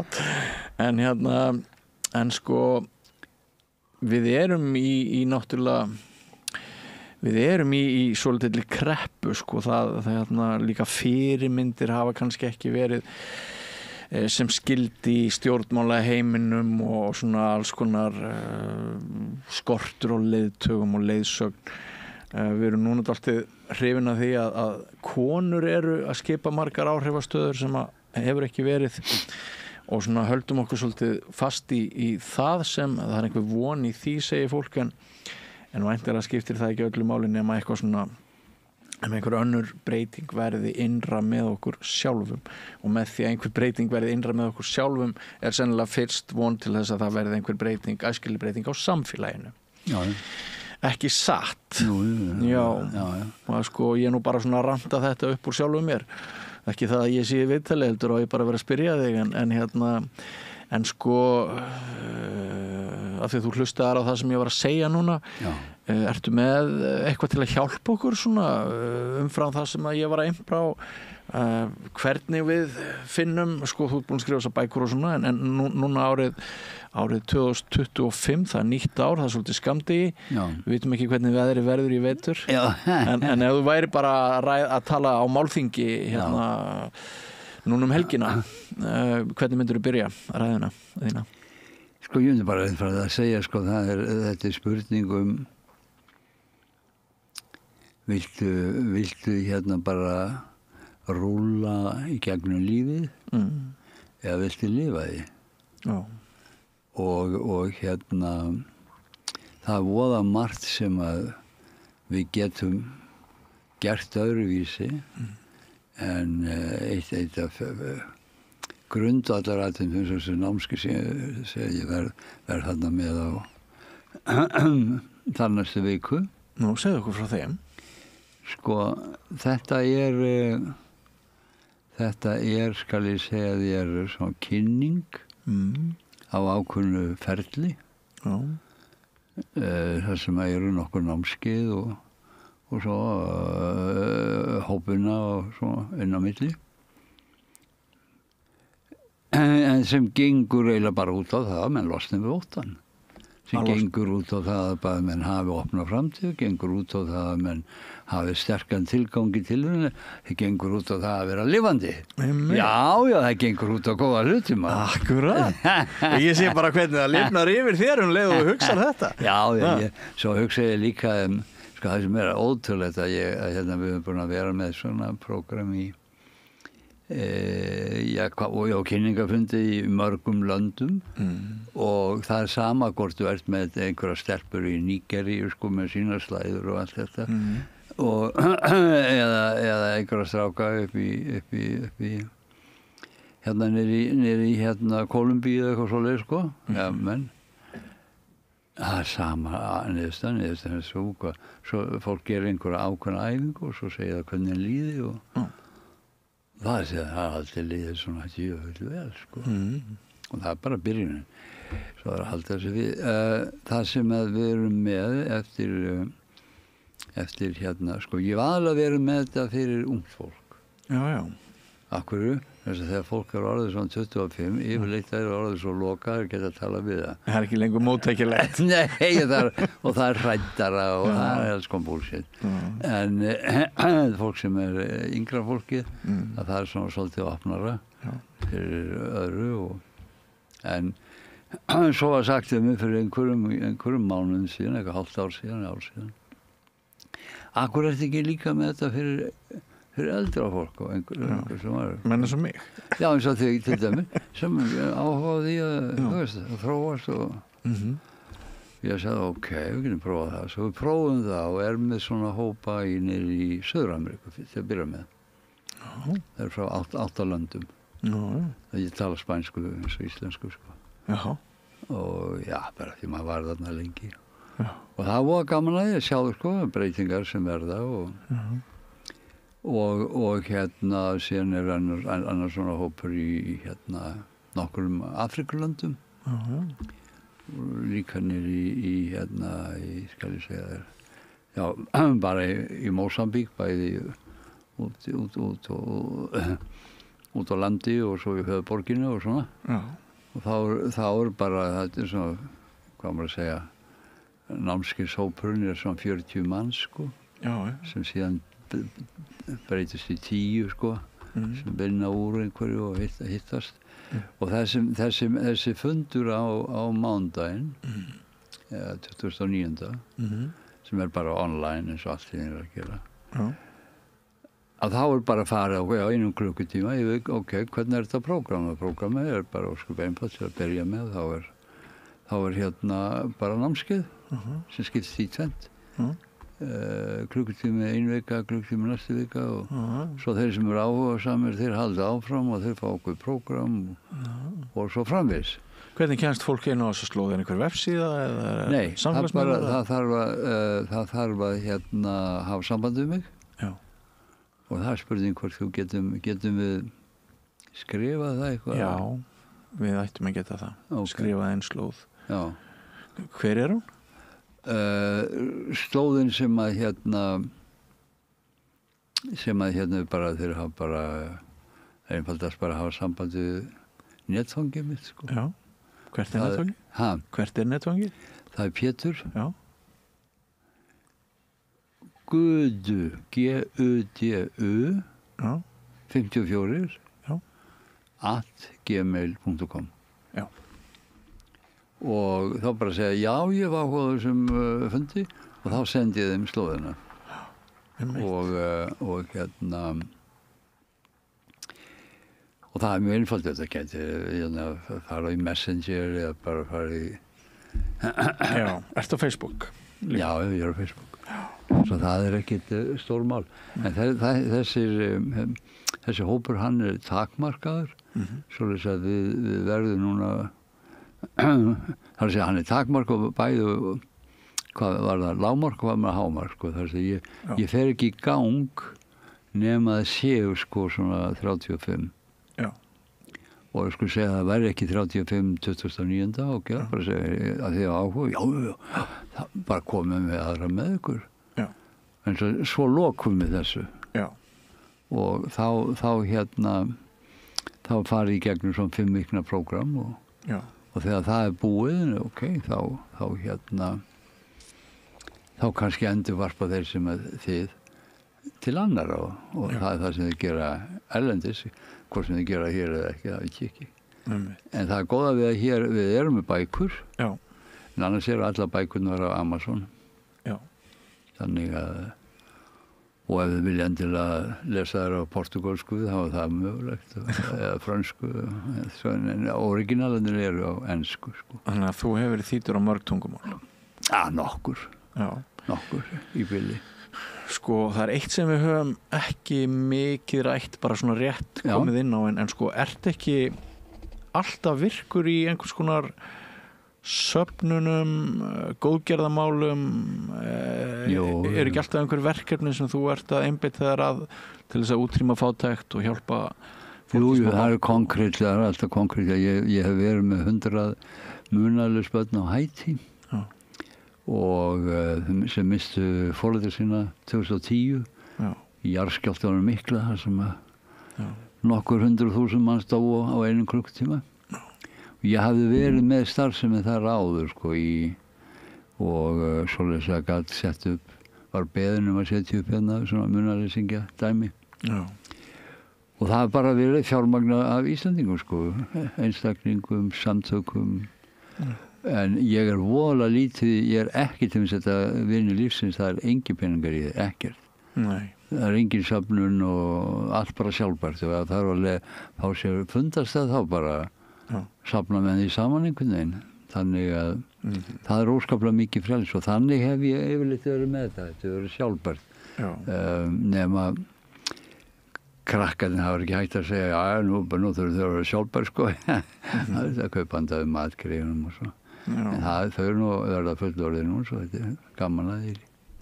En sko lífsskoðun þín slík að ef þeir myndi áskotnast meira fé en og telur að þú hafi not fyrir, gefur það þá?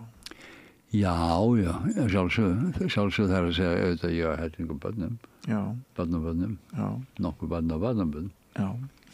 Svoleiðis að... Skemmtilegt. Já, nei, það er hins vegar segja strákarnir mínir sko og fegnir að ég svona var ekkert að svona ganga undir og þú varst ekki að mylja undir þau? Nei. Rétti ykkur sjálfu bara og þeir gera það í dag fínir, flottir þannig að það er ekki ennþá komið að því að þessi það plús en það er þetta sjálfsögðu þessar bækur að seljast mikið svolítið þá það er eitthvað að gera með við erum með stór prójekt líka en sjálfur hef ég engan áhuga á koma að segja bílum og svolítið en sem sagt náunginn annað fólk það er okkar mál sjálfsögðu sjálfsögðu en einstaklingshyggjan sem hefur farið vaxandi síðustu áratugi, hún hefur svolítið svona unnið gegn því. Já, og svo bara eitt hérna, sko, sem svo að þú vilja vera frjáls, vilja losna við hann óta, vilja hafa upplifun að þú veist, frelsi og hvað einu. Það virðist vera að það gangi ekki nema þú hjálpar öðrum.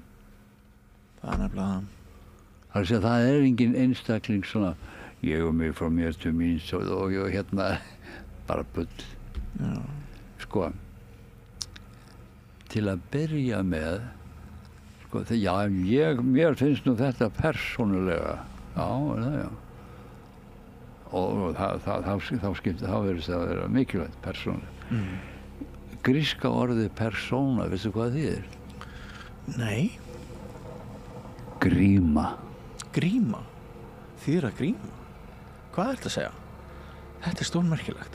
Já, tungumál oft segja okkur hvað maður segja eðli hlutana. Það breytir öllu. Það gerir það. Gerir. Við verðum að líta á þetta persónulega. Þetta er bara blekking alls gaman. Já, einmitt. Tekur að þér grímuna og svo rannum gríma og gríma og já. Magnað. Er það ekki? Já. En sko, þú ert náttúrulega einstakur tungumálamaður. Þú talar frönsku líka reybrennandi? Nei, ég talar ekki frönsku. Ég er svona kjafta mig. Já, þetta var svona ekki gerði það. Skrifar á ensku, segirðu? Já. Spænskandi er jafn góð á íslensku. Og verður maður ekki einmitt með þessu margir menn? Vegna þess að menning manns breytist og skilningur manns eykst eftir því sem maður lærir fleiri tungumál. Það er bara þetta breytir hugan. Breytir hausnum á manni. Já, það er margt sem maður svona... Það er leðum ekki nær sinjandanum, sko. Ég hef gaman að spænsku, ég kann margar útgáfur af því, sko, sem Argentínu, sem Kúbergi, sem þetta. Og það er auðvitað mismunandi persónur, leikrit, sko, bara leikrit mismunandi. En svo er önnur tungumál eins og portugalska. Jú, ég les það, búið að gefa út margar bækur á portugalsku, ég les hana, ég skil hana, ég tala hana, en svona ekki alveg þessi hrynjandi sem ég er með og jafnvel á fransku, sko. Ég ber hana það vel fram að frakkar halda ég sé franskur. Þannig mikið til? Já, þegar ég er bara góður eftirhermur, bara eins og krakka, litli krakka, þannig hef ég lært allir þessi tungumál, sko, bara herma eftir. En svo þegar ég hlusta á mig tala blessaður þegar alltaf þessar vittlisur og málfræði vittlisur að þá bara svona skammast þessi. Það læðist nú aðeins að mér sá grunur, Pétur, að hérna þú hafði kannski á sínu tíma einhver markmið að þér myndi ganga betur og flokknum þínum í pólitíkinni hérna innanlands en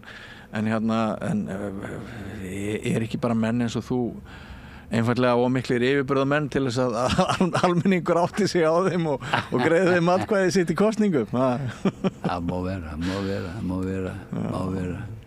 Nei, ég er alltaf litið á það þannig að þetta sé frekar sko ef eitthvað gengur ekki að þá tek ég ekkert mark á því þú veist að umhverfið er svona eða fólk skilur þetta ekki heldur frekar að hvernig getum við komið þessu til skila sko. Já. Hvaða skilaboð ef einhver sem sagt eru einhver skilaboð sem að þig myndi langa til þess að miðla núna til nýrrar íslenskrar ríkisstjórnar? Er svona eitthvað sem að er eitthvað veganesti sem að þú ert aflögufær með? Númer 1, 2 og 3 vinna saman, já, einmitt. Í öðru lagi að láta sig þykja vænt fólki. Já. Og þriðja lagi ekki að eyða öllum sem tíma í bull. Nei. Þetta eru góð orð, það fer alveg hræðilega mikil tími í bull. Já. Það er svo mikil sóun. Já. Þess að fullt af hlutum sem auðvelt að leysa og alltaf það flækja hlutina, gera það einfalda. Einmitt. Veistu hvernig mér finnst ég ná mestum árangri í lífinu, gagnvart sjálfum mér? Það er þegar ég rekst á skoðun á internetinu sem ég fyrirlít og ég skrifa rosalega flott svar þar sem ég ætla að hakka mannin í mig. Ég kannski marga klukkutíma að skrifa svarið og hef svo vitað að ég eyða því áður en ég birti það. Gott. Það er gott. Í þau skipti sem að nær þessu og fer bara svo í göngutúr eða út að synda, þá er maður svona, þetta þokast hægt og rólega. Maður veit aðeins meir í daginn í gæði. Já. Það er alveg rétt hjá þér. Já, er það ekki bara? Jú. Það er, ég var mikið innmörglegar í hérna, hvað heitir það? Í ástandi í Mósambík hefur fylgst svolítið með því. Já, því miður þá er það þannig sko með fréttir þar eins og fréttir annars þar og lítið marka sko. Já. Það er engar fréttir sem hafa sagt þetta er stórkostlegt. Sko það sem gerðist var það að þjóðin saminaðist. Og það var eiginlega enginn, það bara, þú veist, frá norður til suður þá var bara mótmæli. Já. Og gleði og samkennd og í hvað. Svo fór þetta löggan að skjóta og drepa og gera alls konar hundakunsti sko. Og mjög mikil tilhneiging hjá hérna þeim sem voru í þessari uppreisn að vilja svara á svipaðan hátt. Og þá höfum við lent í blóðbæði. Og við höfum sem betur fyrir kontakt við rétt kjörinn forseta, það er að segja mjög góð vinur, einn af samstarfsmönnum mínum sko. Hafði daglegt sambandi hann og svo framvegis og kallað sig humanista meira að segja eitthvað svoleiðis. Og hérna ekki neitt ofbeldi sko. Nei. Þó svo, þetta er það erfitt. Já. En þetta er svona, en ef þú veist verið eins og Gandhi, eða Martin Luther King, eða Nelson Mandela, þá er sterkast að vera ekki með ofbeldi. Já. Það er svo að vera láta, og þar ertu með sko lögreglan, búin að láta vera eins og skepnur. Þetta er ekki þjónar fólksins, þetta er óvinnir. Það er bara óþolandi. Sérst að borga einhverjum laun fyrir það að vera skepnur. Já. En maður er þetta bjassinn á þetta, það er ekki spurning. En ég nefni þessum dæmi, þarna er svona smá dæmi þar sem við höfum haft jákvæð áhrif á það að kannski þúsundur, ekki með því með 20.000 hafi ekki verið drepin bara síðustu mánuðin. Já, einmitt. En það er svona, já, þegar að tækifæri gefst, sko. Og ég held að það verði meira og meira það, sko. Já. Fólk vil bara, það var alveg skrítið þar að, nú veit ég ekki hvort að áheyrendur veit eitthvað þetta, sko. Það er svo mismunandi bara eftir fólki. Já, sko, það verður þarna, það eru kosningar síðustu október, stór svindl og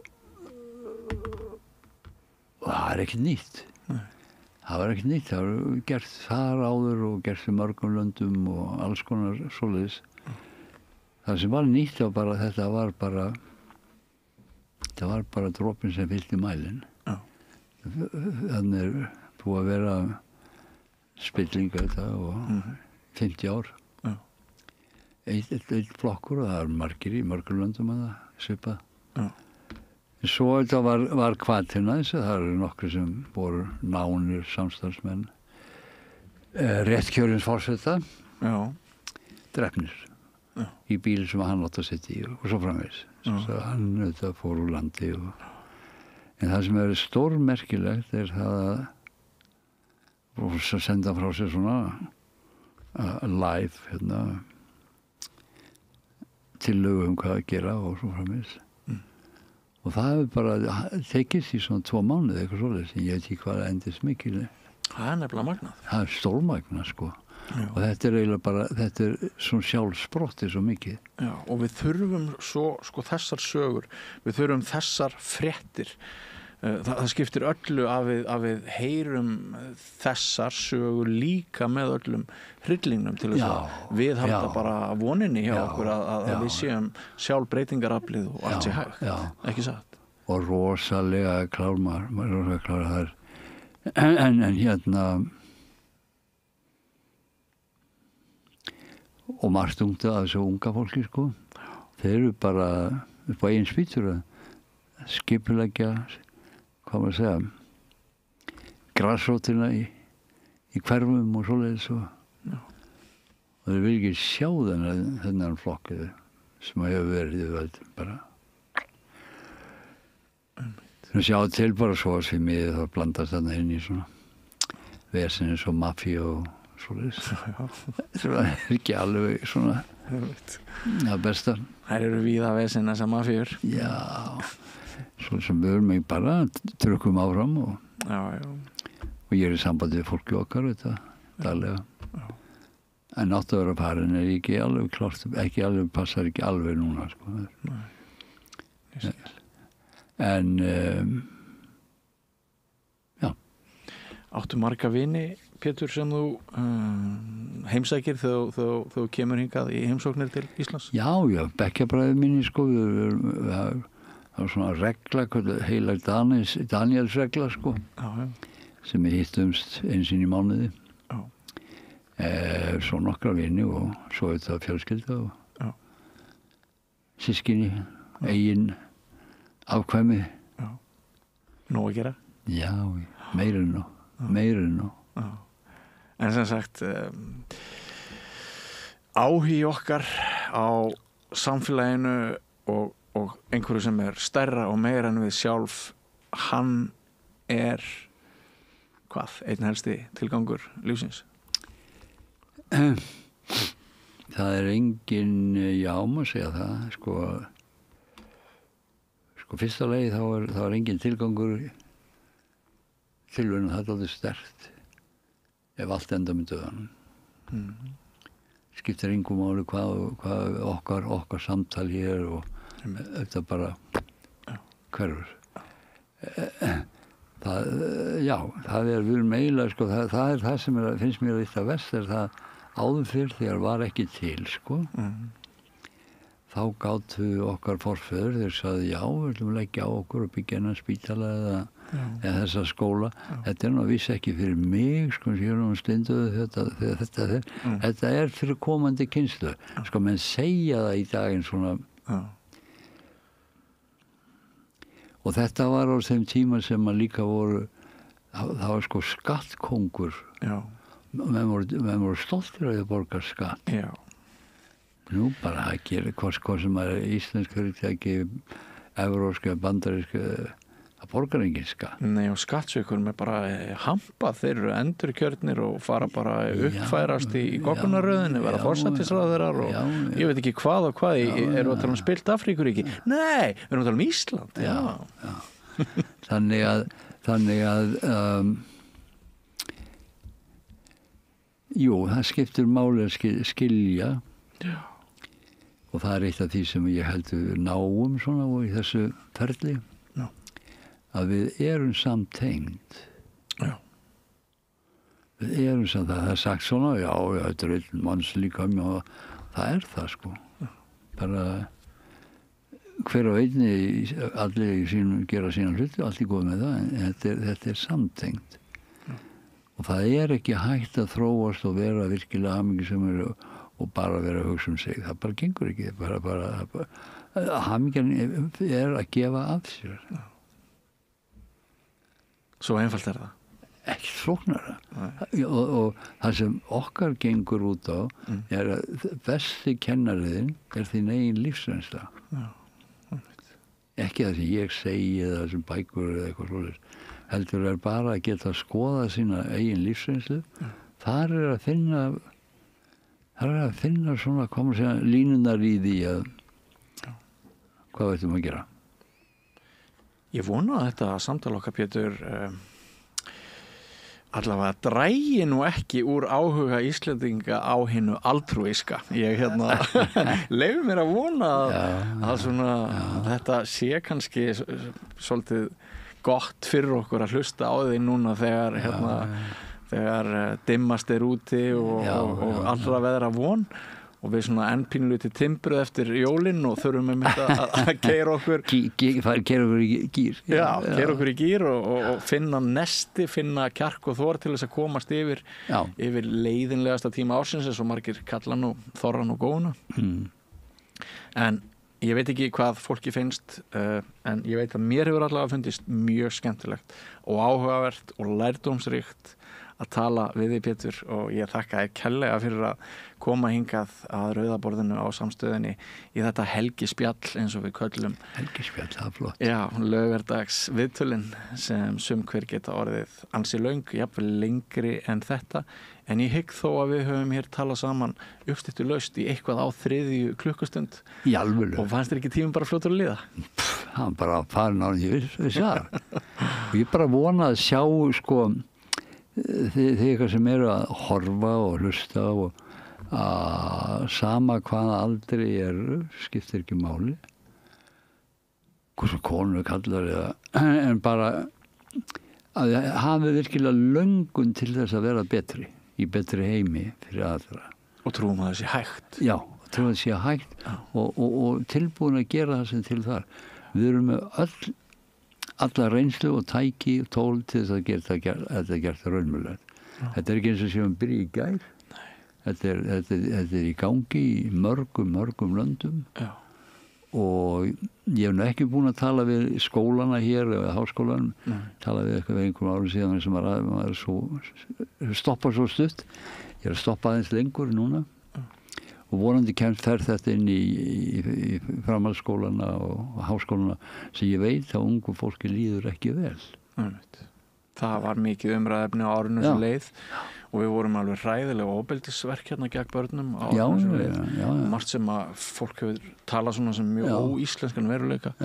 Hleyftast að þjóðarátæki í þeim efnum en við þurfum náttúrulega að fara aðeins dýpra í þetta heldur en að það er það sko, það er þetta bara úti og líka hér það sem að er í gangi virkar ekki það sem við erum með virkar það var ekki flóknara þannig að ég er oft mjög hissensjur að segja frá þessum maður myndir líta á sko ég meina með einhverstað í símanum með það mynd af, þú veist, slæðu Múhameðs ungum konum gera svona ákveðna reynslu svona eins og svo segja frá hvernig hann líði aldrei liðið svona vel og í hvað og bla bla bla og svo. Og þetta er bara gangandi, bara allstaðar sem betur fer. Vegna þess að já, tilveran fyrir ungt fólk ekki voðalega spennandi. Nei. Þessi framtíðarsýn. Já. Við verðum eiginlega ég myndi segja, þurfum að við hafa hugarfarsbreytingu innan svona 5-7 ára. Það er ekki mikið meir.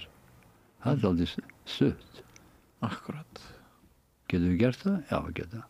Já, en við þurfum að gera eitthvað meira en að tala bara það. Við þurfum að gera það. Við þurfum að gera það. Já. Og það er bara ef nógu margir fara að gera þetta, þá hafa hver einn hefur áhrif á svo menneskur sem 10 manns, bara sem nánustu. Og svo fer þetta að vera segja frá bara svona smá dæmi í lokin. En spyrja svo, hvernig er þetta svona konkrét? Áhrifin, þegar nú ekki pólitíska flokkur eða nei. Hvernig er þetta svona, hann veit eins og þetta sem ég var að segja frá bara að vera ekki með ofbeldi á móti skepnunum. Þó sé skiljanlegt. En það var annað, það var í hverfunum að niður í Maputo höfuðborginni. Svona, já, að þar var oft aldrei mikið ofbeldi, Svo ung kona, ef hún var að koma seint heim, þá átti hún vona því að hún rænd, barinn eða nauðgað.